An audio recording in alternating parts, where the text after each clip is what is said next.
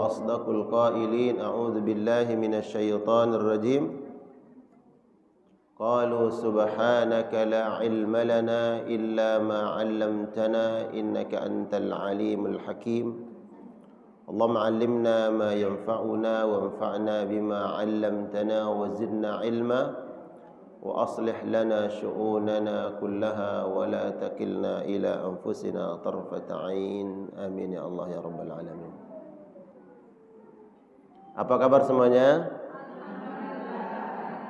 Alhamdulillah. Sudah halal bihalal? Udah di masjid sini udah? Alhamdulillah. Pas halal bihalal hadir semua? Hah? Oh lebih banyak ini. Diundang semua. Alhamdulillah.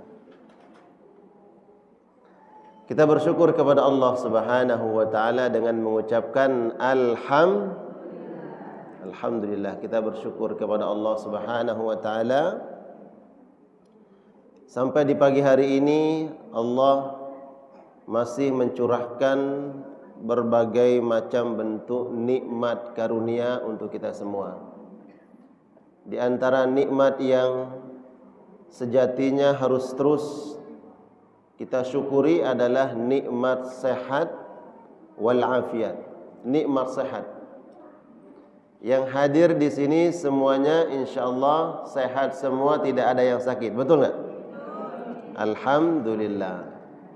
Sehat fisiknya, sehat imannya, kalau dompetnya Allah alam. Sehat dompetnya juga Bunda. Betul?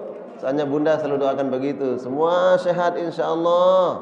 ATM-nya juga sehat insyaallah. Amin. Karena dengan itu semua sehat fisik, jasad, mudah kita beribadah. Sempurna ibadah kita.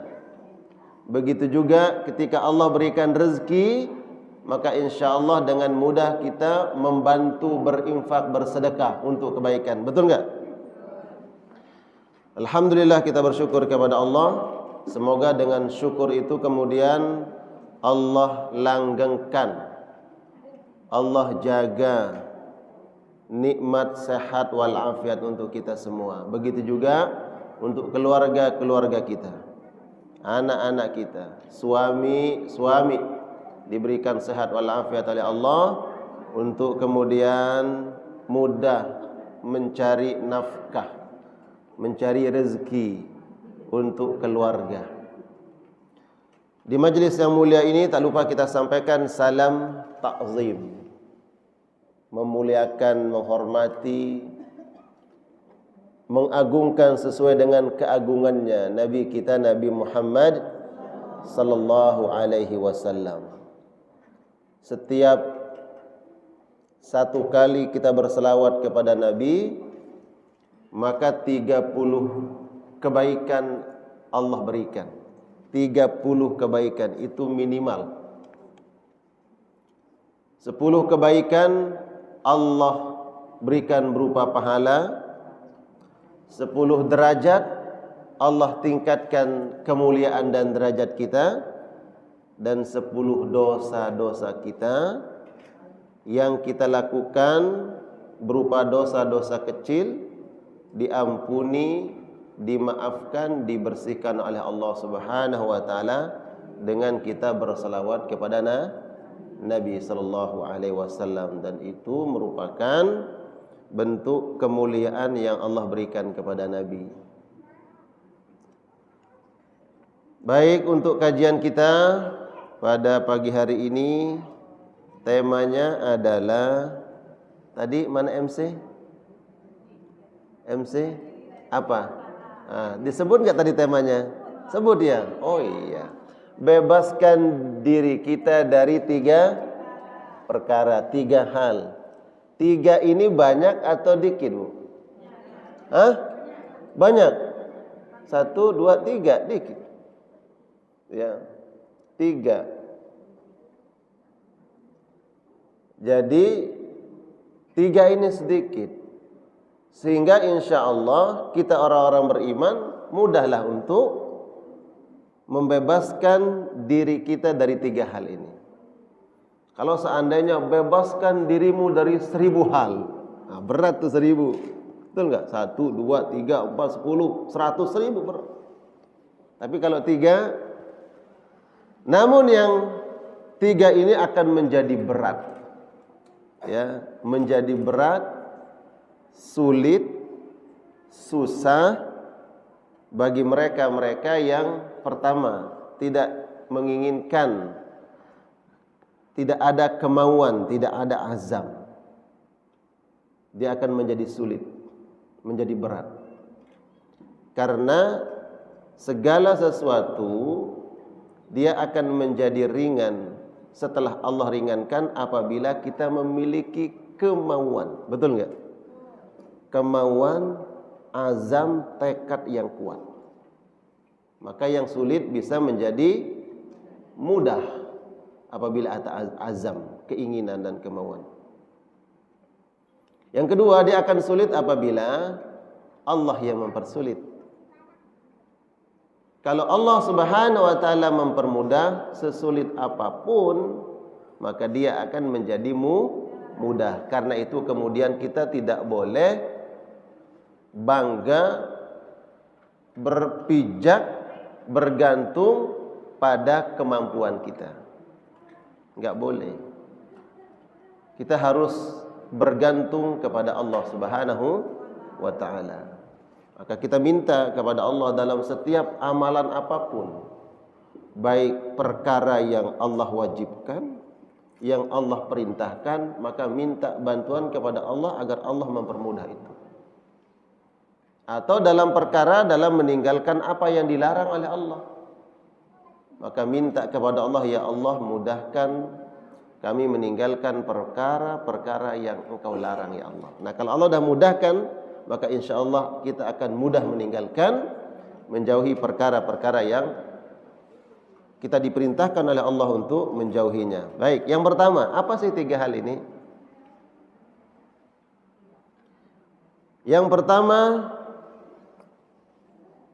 yang Nabi SAW sampaikan dalam sebuah hadis, saya sampaikan hadisnya dulu, dari sahabat Thauban, maula Rasulullah SAW. Thauban ini adalah sahabat yang selalu melayani Nabi. Kalau sekarang ada orang yang membantu kita, meringankan beban-beban, tanggung jawab, tugas-tugas di rumah, dia bantu kita. Namanya apa? Asisten.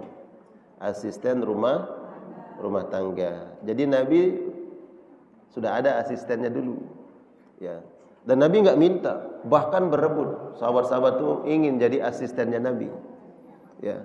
Kalau sekarang nih Bunda nih, kalau kira-kira ditawarkan menjadi asisten istrinya Nabi, mau enggak? Ya Allah, enggak ada yang mau, enggak mau. Rata-rata mau. Ya. Enggak digaji pun pasti mau. Kira-kira begitu. Orang-orang beriman seandainya ditawarkan mau jadi asistennya Nabi, mau. Ya, ingin dekat dengan Nabi, bersama dengan Nabi SAW. Nah, ini ada asistennya Nabi. Salah satu dari asisten Nabi namanya Thauban. Siapa? Thauban. Maula Rasulullah SAW. Qala, Thauban berkata, qala Rasulullah SAW. Nabi bersabda, man mata, siapa orang yang meninggal dunia, wa huwa bari'un min thalath, dan dia membebaskan dirinya dari 3 hal, 3 hal, dakhalal jannah, Allah akan masukkan dia ke dalam mana? Surga, bukan dalam penjara katanya. Penjara itu untuk orang yang korupsi, para koruptor itu cocok di penjara. Kata Nabi, orang yang mampu membebaskan dirinya dari 3 hal, Allah janjikan dia masuk surga. Ibu-ibu mau masuk surga? Yang depan doang yang mau, yang belakang mau? Mau. Masya Allah. Bu, mau bu? Mau. Semua mau. Yang diam pun saya yakin mau, walaupun diam. Mau? Nah, kalau kita mau berarti harus berjuang. Tadi saya katakan harus berazam, bertekad, berjuang untuk meraih surga Allah itu. Ternyata lewat hadis ini cukup lakukan 3 hal saja. Ya. Maka insya Allah Allah masukkan ke dalam surga. Syaratnya berapa? 3. Udah, kalau bikin rendang bumbunya berapa rendang? Rendang yang rendang Padang tuh. Banyak, ada santan, apalagi? Macam-macam, ya. Rendang. Apalagi kalau soto Betawi, bumbunya berapa? Banyak lagi. Ini cuma 3. Pertama, al-kibr wal gulul wad dain.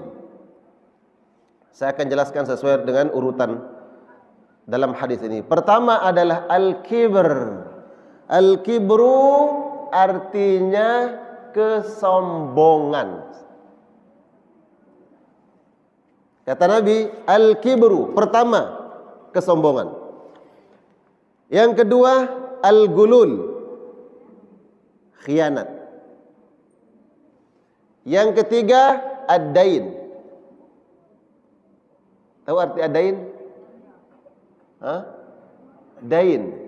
Al-wa'du dainun. Janji adalah total. Yang ketiga adalah hutang. Ya. Barang siapa meninggal dunia dan dia orang yang tidak sombong dan orang yang tidak berkhianat dan tidak meninggalkan, kok kencang banget bilang hutang, tidak meninggalkan hutang, kata Nabi, masuk surga. Baik, sekarang kita jelaskan satu-satu. Ini mau saya jelaskan yang mana lebih dahulu nih? Mau jelaskan kesombongan atau khianat atau hutang? Hutang. Baik, sesuai urutan saja ya, urutan saja. Al-kibr pertama, sombong. Baik. Sombong itu apa coba? Sombong itu apa coba? Apa sih sombong? Ya, merasa lebih. Lebih dari apa? Lebih segalanya. Sombong. Baik, sombong itu kita coba kembalikan kepada definisi yang disampaikan oleh Nabi. Sombong itu apa sih? Agar kita satu pandangan, persepsi tentang sombong. Gini, ada seorang sahabat datang, pakaiannya bagus, mahal, sendalnya mahal, bajunya mahal, terus tasnya, ini tasnya harganya berapa nih? 40.000. Ya hari ini bawa 40.000, yang kemarin ya 5 juta. Tasnya mahal, kerudungnya mahal, pokoknya yang melekat di tubuhnya ini mahal. Nah kata sahabat, ya Rasulullah, bahwa innar rajula, ada seorang sahabat, yuhibbu ayyakuna thawbuhu hasanan wa na'luhu hasanah. Pakaiannya bagus-bagus, sendalnya bagus-bagus. Seolah-olah sahabat ini mengatakan, ya Rasulullah, kayaknya dia itu orang sombong, pamer. Ya, kayaknya dia suka pamer ya Rasulullah. Orang pamer ya, ini menunjukkan apa? Tadi ada kesombongan, merasa lebih. Dianggap pamer. Ya Rasulullah, kayaknya nih sahabat nih pamer nih. Emang kenapa kata Nabi? Pakaiannya bagus, sendalnya bagus, mahal-mahal. Kata Nabi, jangan, nggak boleh. Jangan tiba-tiba memponis, menjustifikasi, oh orang ini orang sombong. Karena sombong penyakit hati. Siapa yang tahu hatinya? Enggak ada yang tahu kecuali Allah Subhanahu wa taala yang mengetahui hatinya dan dia sendiri. Enggak ada yang tahu hati orang lain, itu enggak ada. Hanya Allah yang tahu. Dan si pemilik hati, dia orang itu. Kata Nabi, jangan menganggap dia sombong. Sombong itu kata Nabi, batarul haq wa ghamtun nas. Apabila ada kebenaran sampai kepada kita, kemudian kita tolak itu kebenaran, dan ghamtun nas, lisan kita ini mudah merendahkan, mengolok-olok, menghina siapa saja, menghina orang lain, itulah kesombongan. Jadi pisau bedahnya adalah agar kita tahu orang ini sombong atau tidak. Kata Nabi, dengan dua ciri, dua tanda. Apabila kita sampaikan kebenaran, kemudian dia tolak, dia nggak mau terima kebenaran itu, ini ciri pertama bahwa orang ini sombong. Kedua adalah memang dia langsung terlihat, terdengar ucapannya mengatakan, kamu ini, mohon maaf, disebut status orang. Kamu orang ini ya nggak punya apa-apa. Mohon maaf, kamu orang miskin. Saya orang lebih miskin. Dan nyebut begitu. Kamu jelek umpama, ya kan? Saya lebih jelek. Dia bilang saya cantik, kamu mah. Nah, itu orangnya jelek banget gitu. Jadi terlontar, ya, terdengar ucapan itu, maka inilah tanda orang sombong. Maka dua hal ini harus kita hindari, harus kita jauhi. Baik diri kita nih yang mengelola hati dan mengelola lisan, jangan sampai jatuh kepada Poin sisi lainnya adalah jangan cepat-cepat memponis orang lain. Ya. Belum tentu dah sombong. Apalagi yang datang ke majelis taklim umpamanya. Yang datang ke majelis taklim umpamanya dengan pakaian yang bagus. Ya. Serba bagus. Enggak boleh kita bilang, "Oh, orang itu orang sombong." Kecuali dengan dua tadi. Terlihat, maka orang ini berarti ada sifat-sifat sombong dalam hatinya. Ya, enggak boleh menuduh orang, memponis hatinya, enggak boleh. Apalagi datang kepada rumah Allah. Bukankah ada perintah ya untuk agar kita menggunakan, memakai ya yang bersih, yang bagus, ya, bagus, bersih, untuk datang ke rumah Allah Subhanahu wa taala. Kata Nabi, "Innallaha jamilun yuhibbul jamal." Allah itu indah dan suka dengan keindahan. Ini maknanya luas nanti, suka dengan keindahan. Kira-kira kalau saya datang ke sini mau mengisi kajian majelis taklim pakai kaos oblong, kira-kira pantas enggak? Hah? Enggak pantas. Pakai kaos oblong, kemudian celana apa? Celana olahraga gitu. Pantas enggak? Enggak. Tapi datang dengan pakai, ini pakai apa namanya nih? Komis. Gamis kalau bahasa kita gamis, komis. Terus pakai ini nih. Ini untuk apa? Untuk memuliakan majelis ini, menghormati majelis ini, memuliakan jamaah. Ya. Karena Allah senang dengan yang terlihat indah. Innallaha jamilun yuhibbul jamal. Jadi yang dianggap sombong tadi itu bukan kesombongan. Kata Nabi SAW, sombong adalah apabila engkau menolak kebenaran dan menghina orang lain, menganggap bahwa kau lebih dari orang itu. Itulah baik. Ikon di dalam Al-Quran, ikon kesombongan itu siapa? Iblis. Iblis laknatullah alaih. Ada di antara kita yang mau nanti dikumpulkan bersama iblis di neraka? Enggak ada. Na'udzubillah, enggak ada yang mau.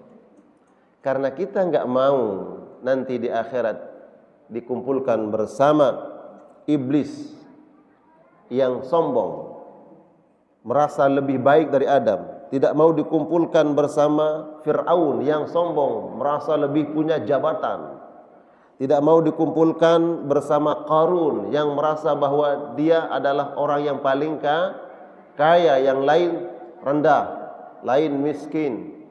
Haman yang merasa punya otoritas, punya kuasa. Nah, karena kita enggak mau dikumpulkan oleh Allah bersama mereka, maka sifat-sifat yang melekat kepada mereka tentunya kita hindari, kita jauhi. Di dalam Al-Quran, coba buka. Ya, di dalam Al-Quran Allah abadikan tentang kesombongan iblis laknatullah alaih dalam surat Al-A'raf surat ke-7 pada ayat yang ke-12. Silakan, siapa yang siap baca? Ya. Yang bagus suaranya, yang bagus bacaannya, boleh silakan baca. Bukan berarti bacaannya bagus kemudian sombong, ya kan? Ya. Oh, dia mah sombong tuh, memperdengarkan suara. Enggak boleh ngecap begitu. Silakan.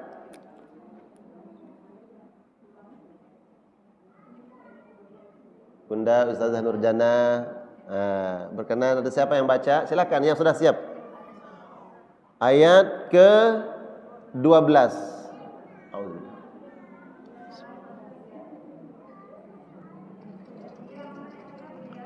Silakan.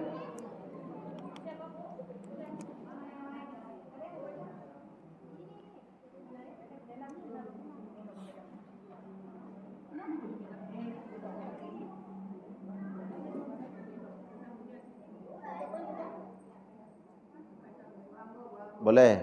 Nanti giliran ya, ada yang lain juga yang baca.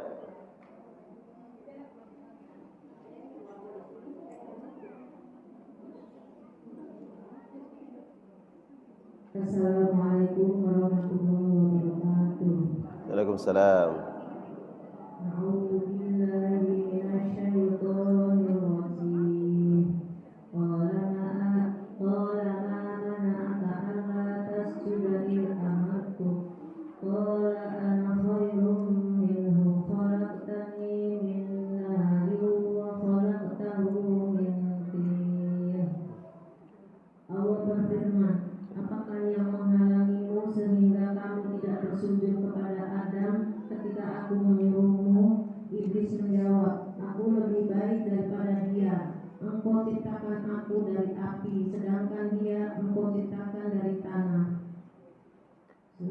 Sadaqallahul azim. Nah, ini Allah abadikan di dalam Al-Quran. Bagaimana sifat iblis laknatullah alaih yang merasa lebih dari Adam alaihissalam, merasa lebih baik, lebih istimewa, lebih senior. Mana lebih dulu iblis di surga atau Nabi Adam? Lebih dulu iblis berada di surga. Berarti salah satu yang membuat dia sombong itu merasa lebih senior. Ya, lebih dulu di surga. Allah katakan Allah berfirman, "Ma mana'aka alla tasjud id amartu." Wahai iblis, apa gerangan yang membuat engkau tidak mau sujud kepada Nabi Adam ketika kata Allah, aku yang perintahkan. Kata iblis, qala ana khairum minhu. dia berargumentasi sesuai dengan dugaan dia, sangkaan dia. Dia mengatakan saya itu lebih baik dari Adam. Khalaqtani min narin wa khalaqtahu min tin. Kau ciptakan aku dari api, Adam kau ciptakan materialnya dari materialnya tanah. Maka saya lebih baik. Itu sangkaan dia. Makanya kemudian dari sini kita dapat mengambil pelajaran bahwa kesombongan iblis adalah ada kebenaran datang dalam perintah Allah, tapi dia tolak. Enggak boleh kemudian kita menolak perintah Allah. Apapun dalihnya, apapun alasannya. Kalau kita menolak perintah Allah, walaupun kita merasa enggak pernah menghina orang, enggak merasa pernah lebih baik dari orang, tapi ada perintah Allah yang kita tolak, berarti ini adalah benih-benih kesombongan. Itu kesombongan, menolak perintah Allah Subhanahu wa taala. Dan dia mengatakan ana khairum minhu, saya lebih baik. Nah, ini sifat-sifat iblis. Ya. Yang kita berusaha kalau ada seandainya di dalam hati kita ini terbersit penyakit-penyakit hati seperti yang ada pada iblis, maka berusaha kita jauhi. Bersihkan hati, jangan merasa bahwa kita lebih dari orang lain, karena itu benih-benih kesombongan. Ya. Kemudian Allah abadikan di dalam Al-Quran kesombongan Qarun. Ini kita ambil 2 ayat sebagai dalil tentang kesombongan. Ayat yang kedua berada di dalam surat Al-Qasas. Nanti kita minta satu lagi yang baca surat Al-Qasas ayat 76. Al-Qasas surat ke-28. Coba dibuka. Ya. Googling Al-Qasas 76 coba. Yang sudah ketemu boleh langsung baca.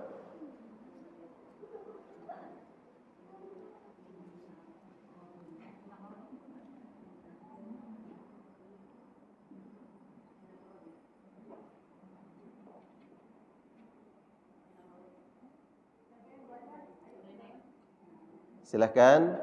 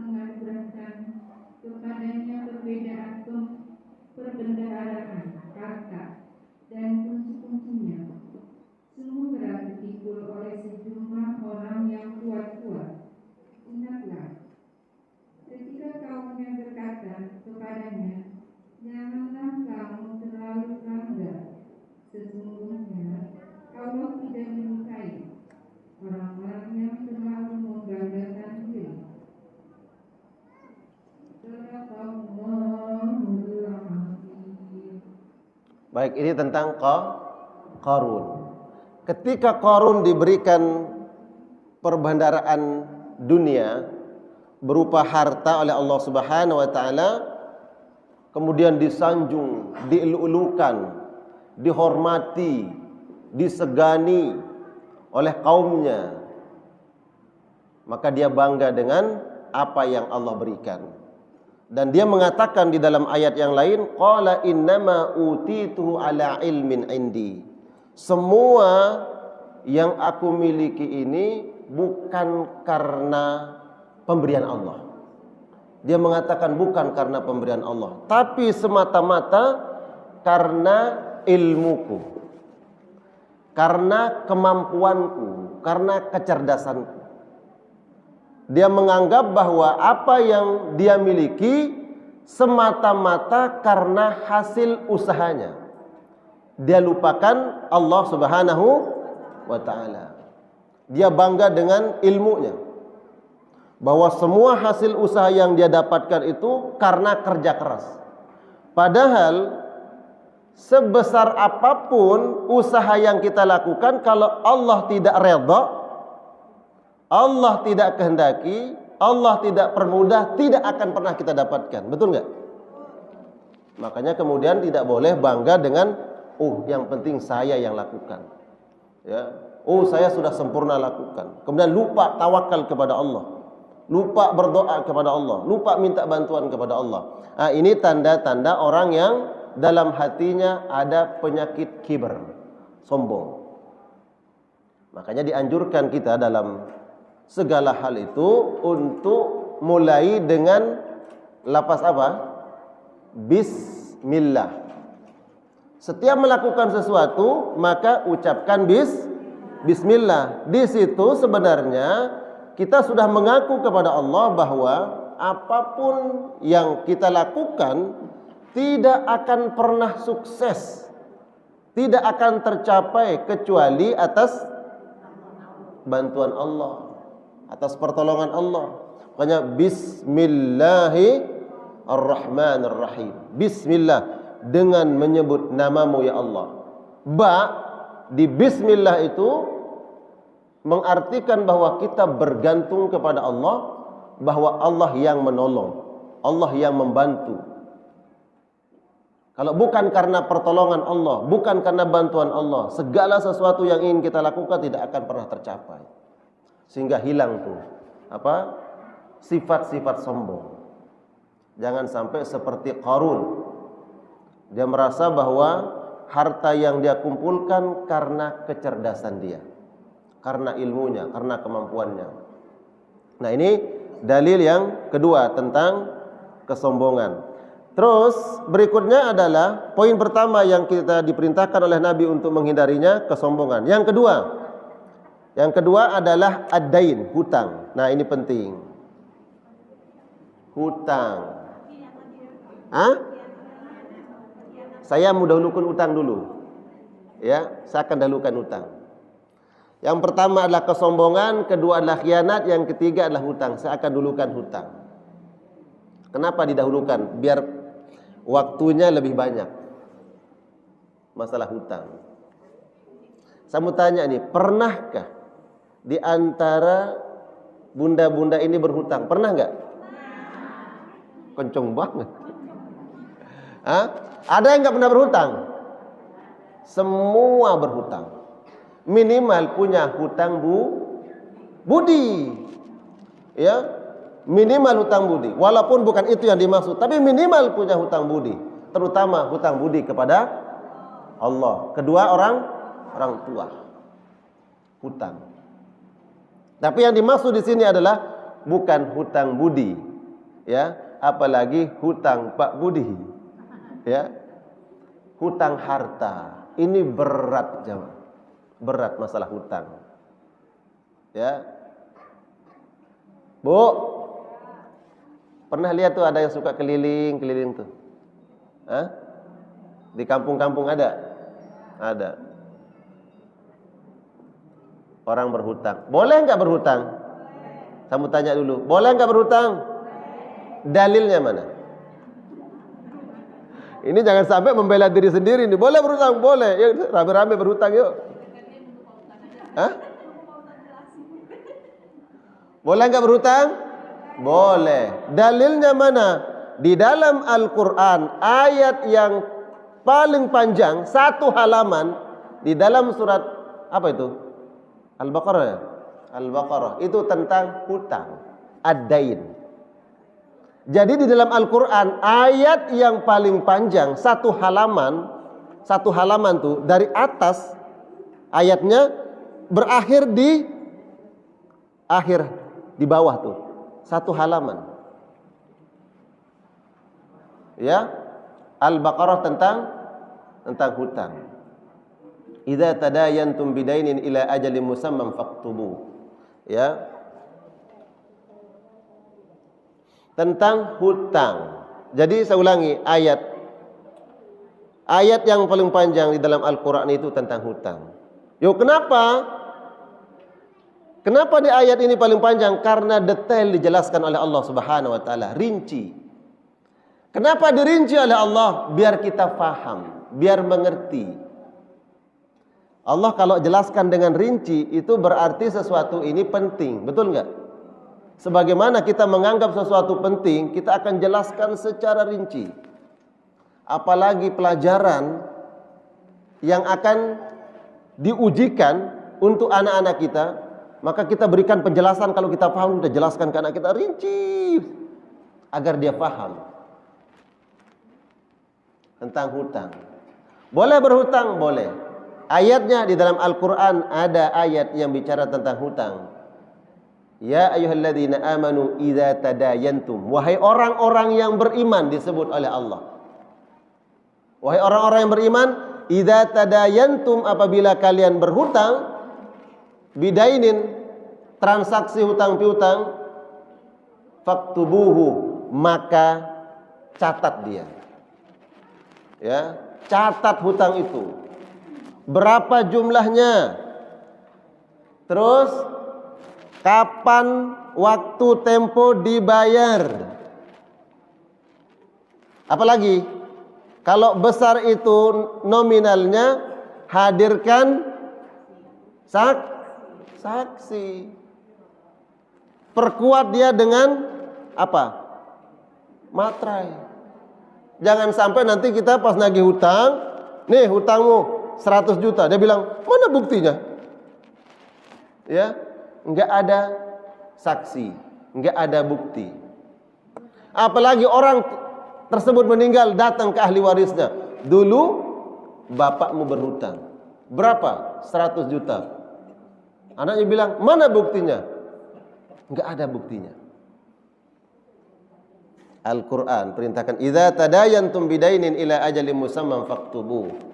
Apabila kalian melakukan transaksi pinjam meminjam, hutang piutang, maka catat. Ya.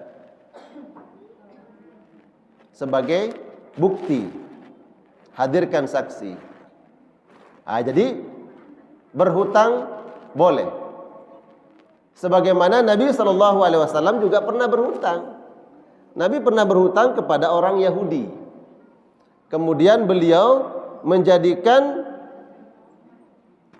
dalam sebuah riwayat baju besi beliau sebagai bahan jaminannya. Ya, bahan jaminan hutangnya Nabi SAW. Hanya saja saya sampaikan ini kita bahwa jujur dalam Islam boleh berhutang, iya, itu hukumnya. Tapi Nabi SAW sampaikan bahwa iyyakum waddain. Kata Nabi, iyyakum waddain, jangan biasakan.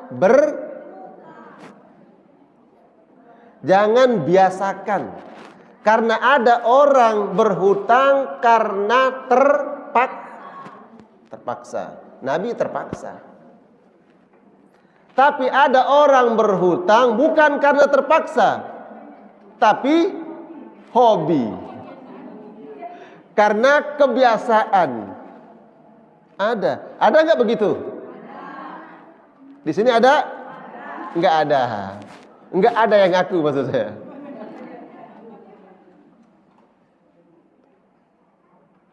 Kata Nabi, iyyakum wadain. Mohon maaf, nanti kenapa Nabi melarang kita untuk membiasakan berhutang? Berhutang boleh, tapi jangan biasakan, kata Nabi. Iyyakum wadain, jangan biasakan diri kalian berhutang.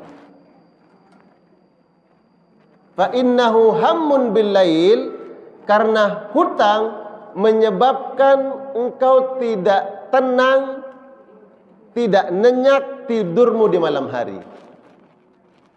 Wa madhallatun bin nahar, dan membuat kau terhina di siang hari. Itu sabda Nabi. Dan Nabi tidaklah bersabda melainkan itu benar terjadi. Fakta akan dirasakan, dialami oleh orang yang melanggar tuntunan Nabi. Jangan biasakan dirimu berhutang, kata Nabi. Karena kalau ini menjadi kebiasaan, membuat engkau tidak bisa tidur di malam hari dan takut keluyuran kemana-mana di siang hari. Mau ke sana, takut ketemu sama dia, karena dia punya hutang sama tetangga di sana. Mau ke Blok sana, ada juga tempat dia berhutang ke sana, di sana. Mau tempat lain, akhirnya ada nggak mana-mana, dia takut. Bahkan ketika mau kondangan nih, tahu kondangan ya? Ya, dia takut. Ya, takut apa? Ketemu sama tempat dia berhutang temannya. Si fulanah dia berhutang ke temannya. Berapa orang tempat dia berhutang? Karena kebiasaannya. Jangan biasakan, kata Nabi. Nah, dari sini nih ada nilai tarbiyah. Ada nilai tarbiyah, pendidikan. Berarti orang tua juga jangan membiasakan. Jangan mendidik ya anak-anak kita biasa berhutang. Mama mau permen, udah ambil dulu bertangga ke warung. Ada nggak begitu? Hah? Ada. Padahal memang dia lagi sibuk. Mungkin lagi masak. Anaknya, mohon maaf nih yang sederhana saja, anaknya mau beli permen. Harga permen berapa? Mungkin 1.000, 2.000. Tapi karena dia lagi sibuk, lagi masak, dia bilang udah ambil dulu sama tetangga.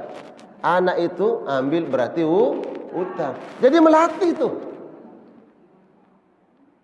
Walaupun dari hal-hal yang sederhana seperti ini kita anggap biasa. Tapi ini ada apa? Efek tadi, mengajarkan anak biasa berhutang. Lama-lama gede juga anak gadis, ibunya pusing. 7 nggak tahu 7 keliling. Ya, kata 7 itu menunjukkan bahwa anti klimaks. Ya, sudah puncaknya. Ya, 7 keliling. Mas pusing, kenapa? Ternyata anaknya berhutang sama temannya ini di kampus, teman ini. Kenapa? Dulu ibunya yang latih. Dari kecil biasa berhutang. Udah ambil dulu tuh. Itu dijelaskan dalam parenting keluarga, tarbiyah. Jangan biasakan. Karena berhutang, kata Nabi, membuat engkau tidak tenang tidurmu di malam hari karena berpikir tentang hutang. Ya Allah, apalagi hutangnya ratusan juta, miliaran. Ya Allah. Ya. Bu, saya menyampaikan nih, saya ingin bela suami ibu nih. Asik katanya. Suami merasa dibela, suaminya nggak ada di sini. Ya. Apa? Jangan maksakan diri ibu. Jangan paksakan suami.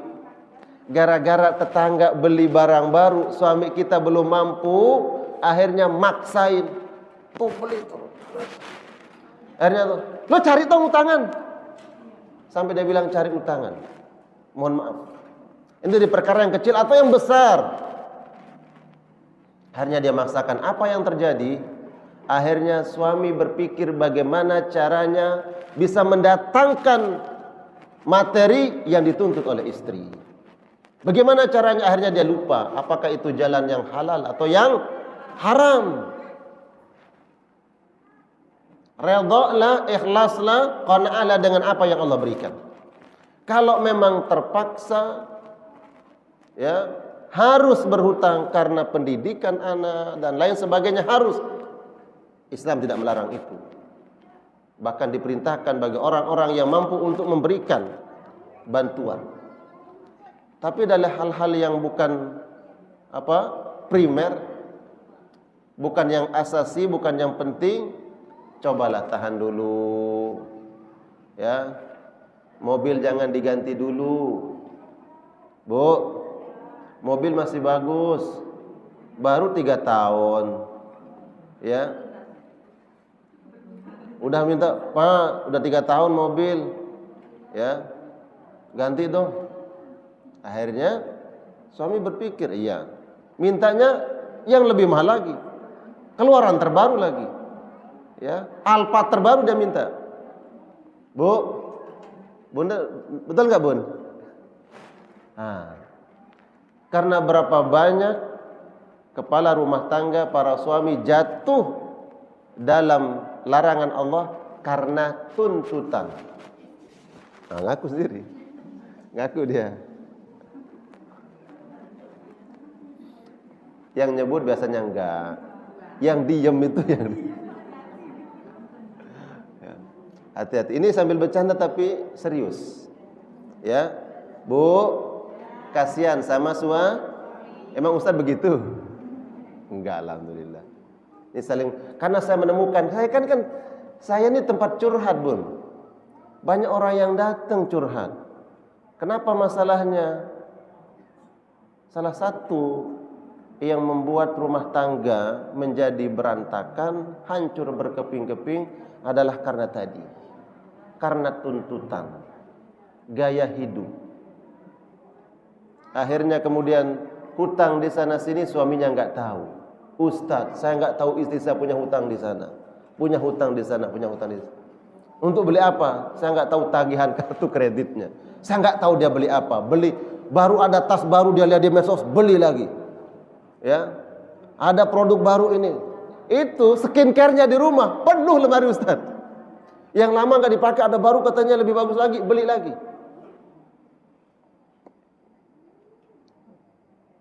Hati-hati. Nabi SAW sampaikan tentang hutang, ya, tentang hutang. Lau anna rajulan kutila fi sabilillah, kalau ada orang yang meninggal di jalan Allah, kutila fi sabilillah, dia mati syahid. Mati syahid. Kemudian dihidupkan kembali oleh Allah. Seandainya kata Nabi dihidupkan kembali dan dia perang lagi, mati syahid 2 kali. Dihidupkan kembali, dia mati syahid 3 kali. Bayangkan, kalau seandainya kata Nabi ada orang yang mati syahid 3 kali, tapi kan nggak ada.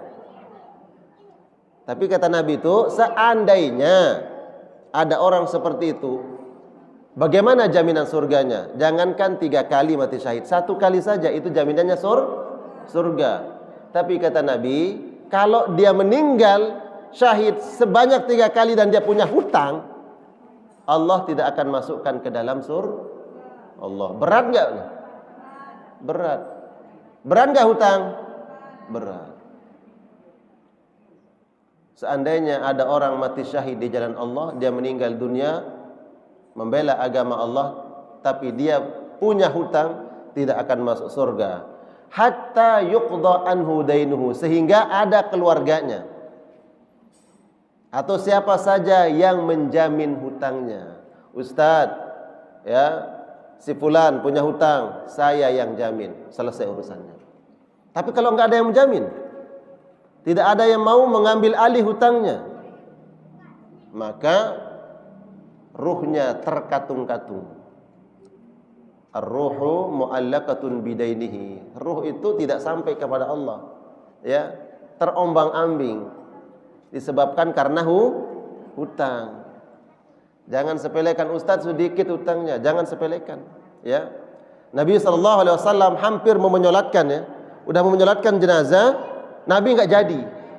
Nabi enggak jadi menyolatkan. Kenapa? Dibisikkan oleh malaikat Jibril bahwa si mayit ini punya hutang.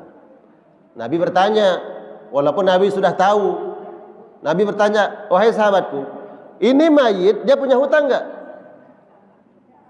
Kata keluarganya, ada ya Rasulullah, dia punya hutang. Akhirnya Nabi, saya enggak mau menyolatkan dia. Enggak disolatkan oleh Nabi. Nabi menyolatkan mayit tersebut ketika ada sahabat yang lain mengatakan, ya Rasulullah, biar saja saya yang menanggung hutangnya. Baru Nabi menyolatkan. Bayangkan, Nabi enggak mau menyolatkan jenazah orang yang punya hutang, sehingga ada yang mengatakan, saya yang menanggung hutangnya. Makanya dalam takziah itu ya, orang meninggal dunia, apa yang disampaikan oleh keluarga? Ayah kami semasa hidupnya bergaul sebagaimana biasa yang manusia yang lain. Kalau ada khilaf, salah, dosanya, mohon dibukakan pintu maaf. Kalau seandainya orang tua kami ini punya hutang piutang, ya, tanpa sepengetahuan kami sebagai keluarga, silahkan hubungi keluarga atau kami minta keikhlasannya. Itu dua. Maka kami keluarga akan siap menanggung hutang daripada orang tua kami atau diikhlaskan. Itu. Baru kemudian ini kalau seandainya dia punya hutang karena ada keluarganya yang siap untuk menanggung, baru rohnya diterima oleh Allah Subhanahu wa taala. Ya. Jadi berat. Saya lihat itu di medsos ya. Ada orang yang menagih hutang. Terus yang ditagih lebih galak lagi. Lo nagih gua. Pernah lihat gak tuh? Pernah lihat di medsos?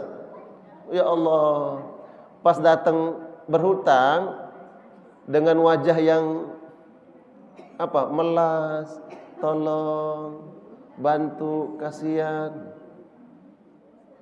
Tapi ketika dia ditagih lebih galak dia. Ini nggak boleh, ya. Berat terkait dengan hutang piutang. Hati-hati, ya. Walaupun itu 1 dinar 2 dinar kata Nabi, atau 1 dirham 2 dirham. 1 dirham itu berapa? 1 dinar sekarang berapa? 1 dinar itu ya seharga 1 kambing lah. 1 dirham berapa? 1 dirham berapa sekarang? Kalau dinar masih mahal dinar, ya kan? Kalau dirham, kata Nabi walaupun itu 1 dirham 2 dirham, jangan remehkan masalah hutang piutang, ya. Karena hutang ini kaitannya dengan sesama manusia, ya. Tidak boleh. Nabi SAW sampaikan dan mengancam, kalau ada orang berhutang, kemudian dia dimampukan oleh Allah untuk membayar hutangnya, tapi dia tidak bayar, Allah akan hancurkan apa-apa yang melekat pada diri dia. Atlafahullahu ta'ala. Nih. Jadi kalau kita punya hutang sama teman, sama orang lain, dan kita sudah sampai tempo perjanjian harus bayar hutang, terus kita pura-pura lupa, ya terus nggak mau bayar, Allah akan bersihkan, Allah akan hilangkan keberkahan apa-apa yang melekat pada diri kita. Hati-hati, ya. Apalagi ini ada orang ketika jatuh tempo dia harus bayar, nggak bisa dihubungin, nomor diganti, betul nggak? Biasa menghutangkan bun, ada nggak orang begitu? Ya. Blokir, ya, dia blokir, kita nggak bisa WA, nggak bisa telepon. Islam mengajarkan bahwa apabila kau mampu untuk bayar hutang, maka segera bayar. Kalau belum mampu, sampaikan kepada tempat kita berhutang yang punya piutang. Ya, jangan malu. Sebagaimana kita tidak malu ketika berhutang, maka sampaikan ketika kita belum mampu untuk bayar, sampaikan kepada yang bersangkutan, saya belum mampu bayar. Itu untuk apa? Menenangkan orang yang punya uang, yang punya piutang. Ini enggak, kabar enggak ada, bayar enggak mau, ditelepon enggak bisa ditelepon, di WA enggak bisa di WA, dicari enggak ketemu di mana-mana. Kalau memang benar dia belum mampu, ngomong. Itu dalam ajaran Islam. Sampaikan kepada orang yang tempat kita berhutang, mohon maaf saya belum bisa bayar. Itu meringankan dan menenangkan orang yang punya uang tempat kita berhutang. Jangan seperti Ifrit. Tahu Ifrit? Jin Ifrit itu detik ini di sini, ya. 1 detik berikutnya sudah di mana? Di ujung dunia, ya. Maksudnya kita mau cari ke sono, tadi ada kelihatan, ini tiba-tiba hilang, nggak tahu kemana, susah dicari. Nah, ini adab-adab yang diajarkan dalam Islam. Ya, hati-hati dengan hutang. Banyak orang yang kemudian mohon maaf kesehatannya terganggu. Ya, jatuh sakit disebabkan karena hutang. Apa yang dipikirkan? Hutangnya. Jatuh sakit, psikis terganggu. Hati-hati. Itu yang kedua. Yang ketiga, yang terakhir, masih ada waktunya.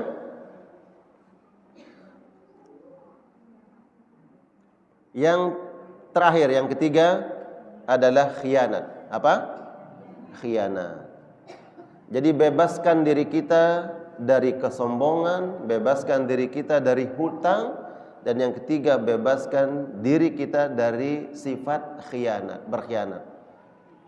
Enggak ada orang yang mau dikhianati. Betul enggak? Betul enggak? Ibu-ibu mau dikhianati? Enggak mau. Itu banyak yang rame tuh.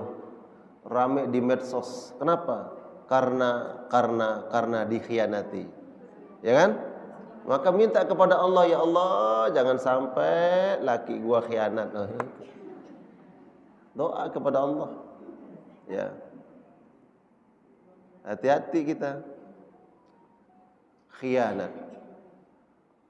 Orang yang berkhianat kata Nabi adalah tanda-tanda orang munafik. Tanda orang munafik. Siapa yang hafal hadisnya?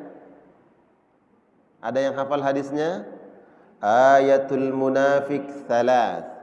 Tanda orang-orang munafik itu 3. Yang pertama, idza hadatsa kadzaba. Kalau dia bicara dusta, bohong. Orang yang suka bohong berarti orang munafik. Wa idza wa'ada akhlafa. Kalau dia berjanji, dia ingkari janjinya. Hati-hati. Terutama nih kalau ada bapak-bapaknya di sini berjanji ketika akad. Betul nggak? Oh, itu kan janji dulu suami itu. Saya siap menerima amanah.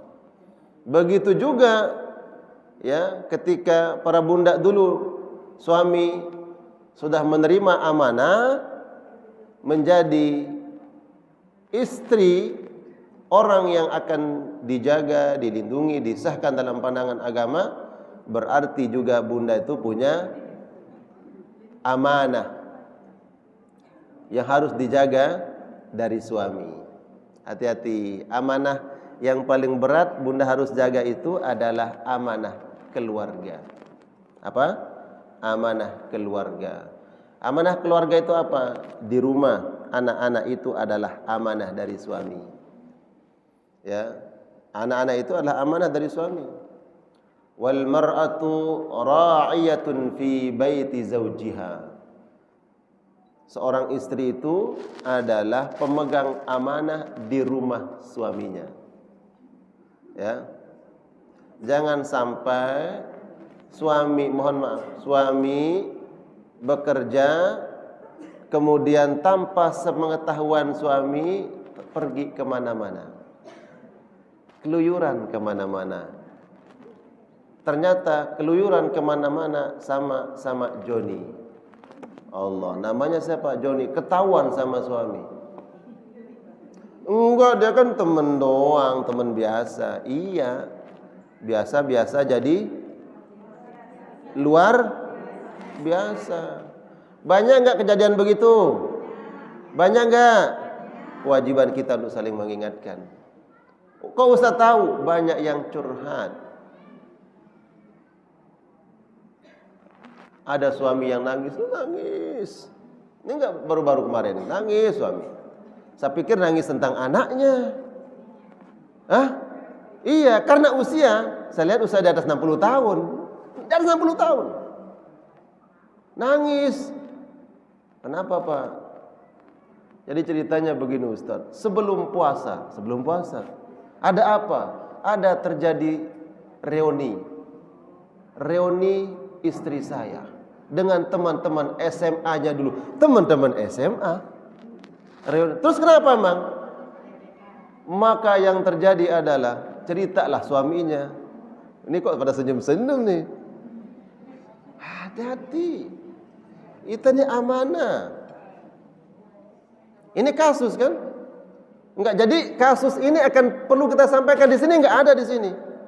Ya, makanya ada namanya proteksi al-wiqayah, harus jaga itu. Jangan sampai penyakit sudah ada baru kita obati. Apa yang terjadi? Saya bayangkan suaminya itu udah 60 tahunan. Iya. Istrinya enggak jauh beda umurnya suaminya. Saya enggak tanya istrinya berapa usianya. Tapi kan bisa dikira-kirakan tuh usianya istrinya. Ada reuni, istrinya reuni dengan teman-teman SMA-nya. Ya Allah. Jadi cemburulah suaminya, kecewa gitu. Oh, katanya. Gitu. Tapi kan mulai dari begitu. Dianggap biasa, jadi kemudian luar biasa. Tentunya beralasan, suaminya dia cerita begini. Oh iya, betul. Itu sudah ibarat batasan, dia sudah melanggar batasan. Ya, batasan amanah.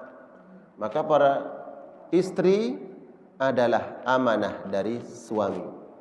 Seorang istri adalah yang memegang amanah di rumah suaminya. Al-mar'atu ra'iyatun fi baiti zawjiha. Amanah harta, amanah anak-anak, amanah keluarga. Ya.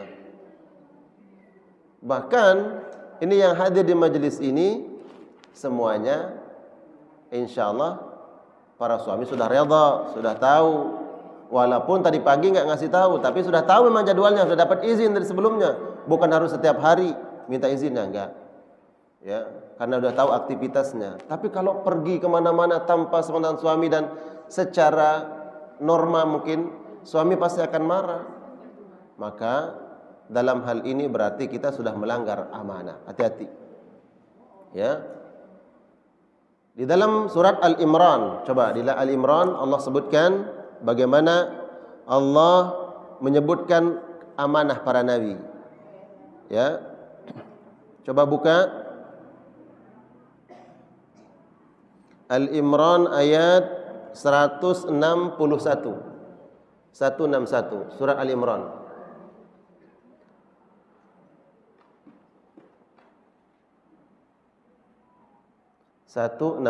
Wa ma kana li nabiyyin an yaghul wa man yaghlul ya'ti bima ghalla yaumal qiyamah.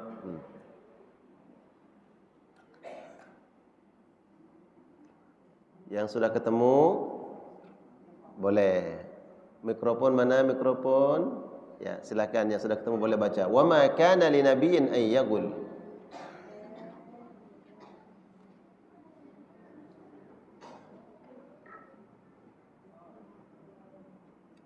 Bismillahirrahmanirrahim.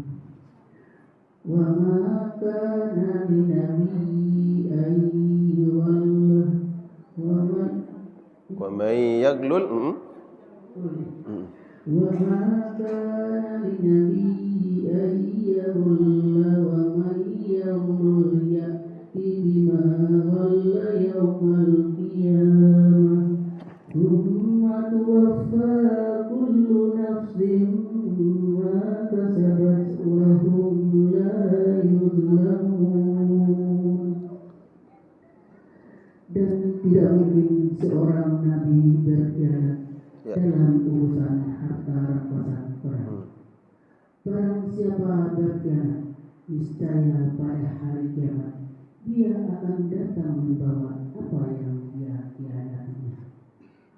Kemudian setiap orang akan diberi balasan yang sempurna sesuai dengan apa yang dilakukannya, dan mereka tidak dizalimi. Maha benar Allah dengan segala firman-Nya. Masya Allah, tabarakallah, alhamdulillah. Terima kasih.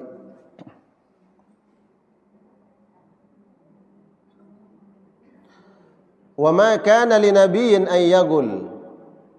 Sesungguhnya para nabi tidak ada yang khianat.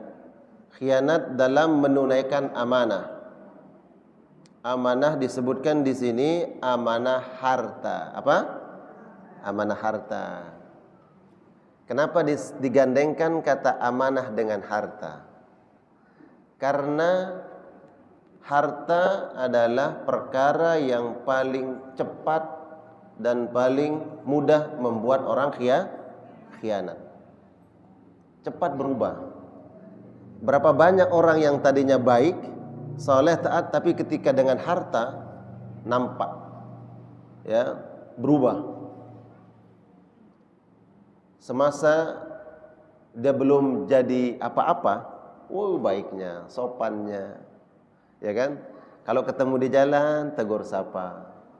Tapi ketika sudah punya apa-apa, apa yang terjadi? Dia tidak menganggap kita siapa-siapa. Ada begitu? Ada. Berapa banyak orang yang kadang nada suaranya berubah gara-gara harta. Betul? Betul. Harta itu dengan mudah merubah seseorang. Bahkan berapa banyak orang yang berubah gaya jalannya. Apakah di hari itu ATM-nya penuh atau kosong? Betul nggak? Betul. Betul, Bun? Iya. Ketahuan jalannya, ini lagi penuh kayaknya ATM-nya nih, ketahuan. Kalau lagi lemes, ada angin dikit sempoyongan gitu. Ya. Nah, ini berarti ATM-nya lagi sakit nih. Oh, kalau lagi semangat jalan, ayo gontasnya keren gitu kan. Ya. Naik mobilnya keren, ini lagi penuh kayaknya ATM-nya tuh. Ya, ini contoh kecil, begitu mudah berubah. Ya. Tapi yang paling penting bagaimana hati kita tidak berubah. Ini dijelaskan oleh Nabi. Perkara yang paling cepat merubah seseorang itu adalah harta. Ya. Perempuan akan lebih cepat berubah karena kok bilang begitu? Jangan tuduh saya. Al-Qur'an. Zuyyina lin-nas hubbus syahawati minan nisa wal banin wal qanatir. Kalau laki-laki fitrahnya dia senang, suka dengan pasangannya, perempuan. Tapi perempuan disebut oleh Allah, dia enggak disebutkan suka pada laki-laki. Sukanya pada apa? Harta. Semangat banget ya. Enggak, itu fitrah. Ya, itu fitrah. Makanya jangan kemudian karena Allah titipkan harta kemudian kita berkhianat. Ya, disebutkan di dalam ayat ini, wa ma kana linabiyyin ayyagul. Tidak ada para nabi yang khianat tentang harta. Semua harta disampaikan, ditunaikan karena para nabi mereka mendapatkan harta dalam jihad mereka. Nah, kemudian harta itu dibagi. Bagi fulan dapat sekian, bagi kelompok ini dapat sekian, bagi sekian. Dijelaskan oleh Allah. Enggak ada para nabi itu kemudian menyembunyikan. Dia mengambil yang bukan haknya, enggak. Tidak ada. Karena harta membuat orang berkhianat. Ya, paling mudah membuat orang berkhianat. Bahkan dijelaskan oleh para ulama, kalau kau ingin tahu karakter asli seseorang, maka lihatlah bagaimana dia bermuamalah, berinteraksi dengan harta. Ya. Penyebab orang-orang itu ya akan terbuka dan nampak watak aslinya, kata Nabi, penyebabnya satu. Ada beberapa hal. Pertama, safar. Ketika kau musafir dengan dia, melakukan perjalanan jauh, itu akan nampak watak asli seseorang. Kedua adalah bil mal, dengan harta. Ya. Bagaimana asli karakter seseorang. Salah satunya tadi ada kaitan dengan harta, hutang piutang. Ya. Jadi ada orang yang kaitannya dengan uang, kemudian dia berubah. Ya. Hilang kesolehannya, hilang ketaatannya. Jadi diperintahkan oleh Allah Subhanahu wa taala kepada Nabi SAW dan kepada umatnya untuk tidak berkhianat. Ya, pegang amanah. Ya ayyuhalladzina amanu, ya, wahai orang-orang yang beriman, tunaikanlah amanah. Tunaikan amanat. Nah, amanat ini ada amanat yang besar, ada amanat yang kecil. Tergantung amanah apa yang Allah berikan. Bagi seorang istri, amanahnya adalah di rumah menjaga anak-anaknya, itu amanah. Ya, jangan sampai kemudian amanah diabaikan. Baik, jadi ini 3 hal terkait waktu. Tersisa berapa menit Bunda waktu untuk tanya jawab? Ada 10 menit lagi, ya. Ada waktu 10 menit untuk tanya jawab. Jadi 3 hal. Tadi saya sampaikan, berusaha kita membebaskan diri kita dari 3 hal ini. Pertama adalah sifat sombong. Terimalah kebenaran itu dari siapa saja. Kalau itu benar, terima. Kemudian yang kedua adalah jangan menjadi orang yang terbiasa berhutang. Bebaskan diri kita dari hutang. Jangan sampai meninggal dunia hutang masih mengikat leher kita. Yang ketiga adalah khianat. Jangan berkhianat. Ini luas mana, khianat kepada suami, khianat kepada orang, khianat kepada teman, dan seterusnya. Jadi 3 hal ini kalau kita mampu bebaskan diri kita, apa kata Nabi? Dakhalal jannah. Insyaallah Allah akan mudahkan bagi kita masuk ke dalam surganya. Amin. Ya Allah ya Rabbal Alamin. Silakan.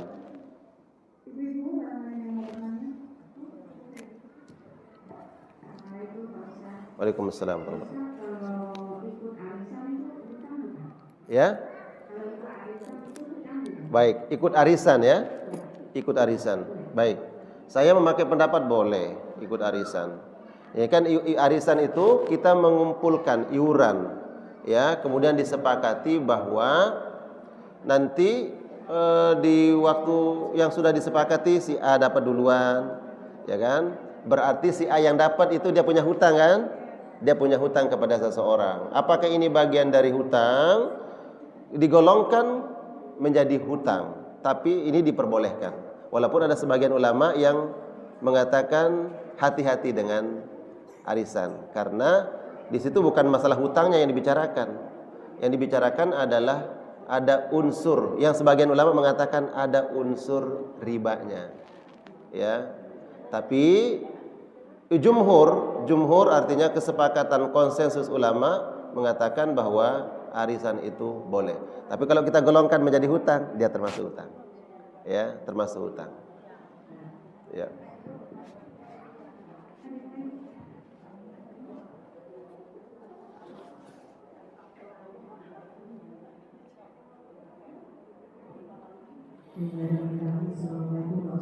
Waalaikumsalam warahmatullahi wabarakatuh. Saya mau bertanya Pak Ustaz mengenai hutang. Iya. Ya. Untuk sekarang ini banyak orang untuk memiliki rumah kita menggunakan hutang bank KPR. Ya. Nah itu menurut Pak Ustaz bagaimana? Di Baik. sisi ini itu kebutuhan primer. Dan tapi memang hutang itu tidak semata-mata kita orang sekian kembali sekian kan pasti Ya. ada lebih yang kita bayarkan. Itu bagaimana? Ya. Pak Ustaz? Oh, baik. Baik. Kullu qardin jara naf'un fahuwa riba.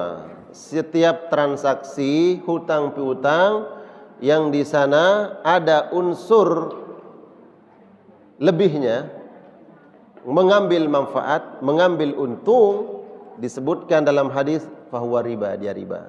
Jadi kalau kita bicara tentang riba nanti kemudian masuk tema hutang piutang. Ya, hutang piutang sah, diperbolehkan, namun dia akan menjadi haram apabila dalam transaksi hutang piutang itu ada unsur ribanya. Ya. Apa hukum riba? Pertanyaannya begitu. Apa hukum riba? Maka hukum itu tidak akan pernah berubah. Hukum riba dia akan tetap haram. Ya, dia akan tetap haram hukum riba. Hanya saja nanti dibahas bagaimana dengan pinjaman di bank, ya, atau kita menabung di bank yang dianggap riba. Di situ panjang penjelasan para ulama. Waktu yang singkat untuk menjawab ini tentunya tidak bisa komprehensif, ya, tidak utuh menjelaskannya. Tapi poinnya adalah bahwa riba tetap haram. Ya, riba tetap haram. Fattaqullah mastata'tum, maka bertakwalah kepada Allah sesuai dengan kemampuan kita.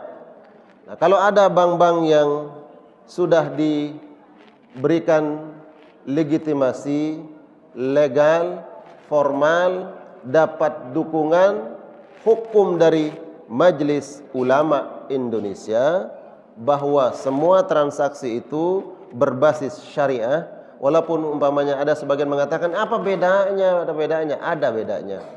Ya, kalau sudah dapat ya sertifikasi halal ya dari ulama Majelis Ulama Indonesia bahwa bank ini adalah bank yang berbasis syariah, setiap akad-akadnya adalah akad pinjaman qarat yang tidak mengandung riba. Adapun sebagian itu sebagai administrasi dan seterusnya, dan itu ulama sudah mengkaji itu, maka kita ikuti ulama. Ya, ada bank-bank yang sudah diberikan legal, formal dalam pandangan syariat, dia berbasis syariah. Jadi ikuti aja yang itu, ya. Allahu a'lam bishawab. Jadi kalau kita minjam kemudian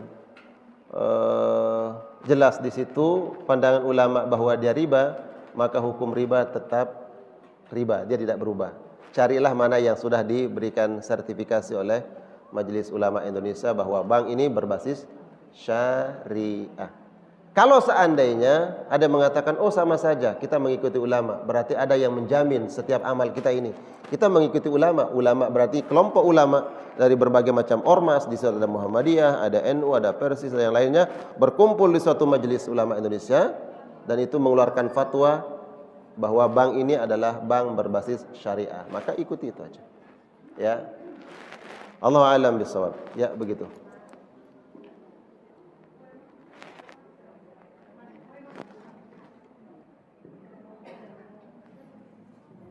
Ada lagi yang bertanya.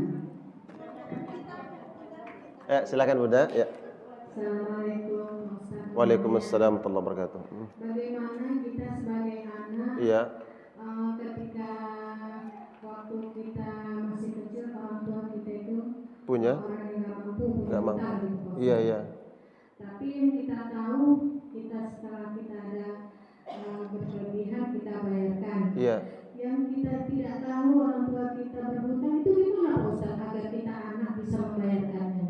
Ya. Terima kasih Pak Ustaz. Assalamualaikum warahmatullahi wabarakatuh. Masya Allah. Jadi di antara ciri-ciri anak yang saleh, saleha, berbuat baik kepada orang tua adalah ketika orang tuanya punya hutang, dia kemudian hadir, ya, membantu menyelesaikan urusan hutang piutang orang tua.